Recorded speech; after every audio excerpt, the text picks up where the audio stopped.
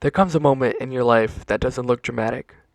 There's no music playing, no big announcement, no one is clapping. It's quiet. It's just you, realizing something feels off. You're tired, but not physically. You're tired of pretending that almost is enough. Tired of calling bare minimum effort. Tired of convincing yourself that crumbs are meals. And slowly, you start changing. For a long time, you didn't even notice you were settling. You called it being patient. You called it being understanding. You called it being loyal. But what you were really doing was negotiating your own standards just to keep people comfortable. You stayed in conversations that drained you. You accepted energy that didn't match yours. You tolerated inconsistency because at least it was something. Because something feels safer than nothing. Even if that something leaves you empty. Settling rarely feels obvious at first. It feels like compromise. It feels like love. It feels like hope. You tell yourself they'll change. It will get better. Maybe I'm asking for too much. So instead of raising the standard, you lower it. Instead of asking for clarity, you accept confusion.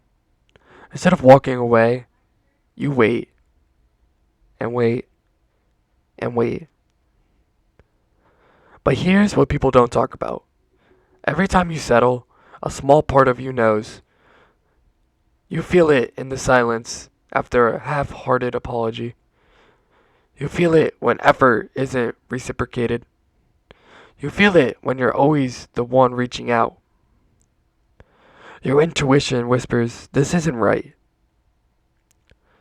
But fear gets louder. Fear of being alone. Fear of starting over. Fear that maybe this is the best you'll get. So you stay. Until one day, you don't. Not because you hate anyone. Not because you think you're better. But because you finally respect yourself enough to want more. And that shift, it changes everything. When you stop settling for less, you become uncomfortable. Because standards require boundaries. And boundaries make people react. The people who benefited from you having low expectations won't celebrate your growth. They'll call you different. They'll say you've changed. And you have. You changed because you got tired of shrinking. Stopping the cycle isn't glamorous. It's lonely at first. You say no more often. You walk away sooner. You stop over explaining yourself. You sit in silence instead of chasing validation. And that silence feels loud. Because you're no longer distracting yourself with things that don't fulfill you. You're facing your standards head on. There's a huge difference between being alone and being undervalued. And once you feel the peace of not settling, you can't unfeel it. Peace is quiet. It doesn't beg. It doesn't compete. It doesn't leave you questioning your worth. It just exists.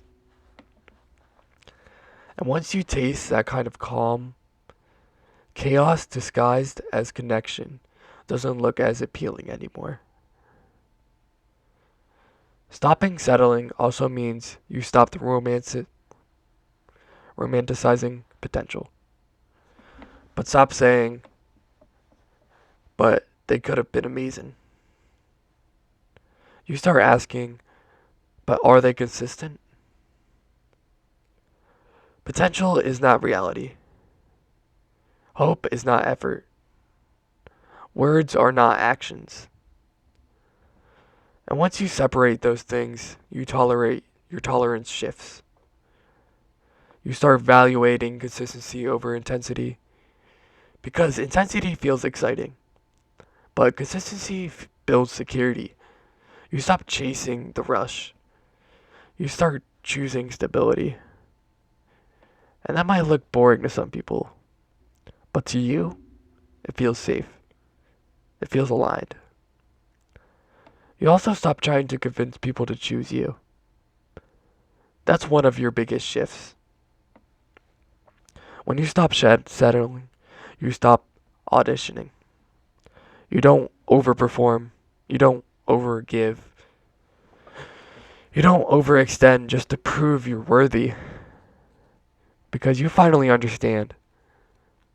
If someone needs convincing, they're not aligned. And alignment doesn't require persuasion. Here's the hard truth, though. Raising your standards will cost you. It might cost relationships. It might cost attention. It might cost familiarity. But what it gives you is something far more value. Self-trust. Self-trust is knowing you won't abandon yourself just to keep someone else. Self-trust is knowing you'd rather walk alone than walk where you're not respected. And that kind of confidence is built, not given. The old version of you accepted things out of fear. The new version of you chooses things out of alignment. That's growth. Growth isn't loud. It is not flashy. Sometimes it's just you closing a door quietly and not reopening it. When you stop settling for less, you also stop rushing. You understand that's what meant for you won't require you to beg. It won't require you to shrink. It won't require you to ignore red flags. It will meet you where you stand, not halfway, fully. And maybe right now, your life feels emptier than it did before. Maybe you have fewer people around, fewer distractions, more quiet. But that quiet, that's space. Space for better conversations, better connections, better opportunities. You cannot receive more while gripping what's less. You stop settling for less, not because you became cold, not because you stopped caring, but because you started caring about yourself. And that changes everything. So if things feel different right now, if you feel more selective, more intentional, more protective of your energy, don't panic. You're not losing people. You're losing what didn't align. And what aligns never requires you to settle. You stop settling for less. And even if it feels uncomfortable now, this is the moment your life starts matching your standards instead of shrinking to fit your fears. And that's not selfish. You're just evolving.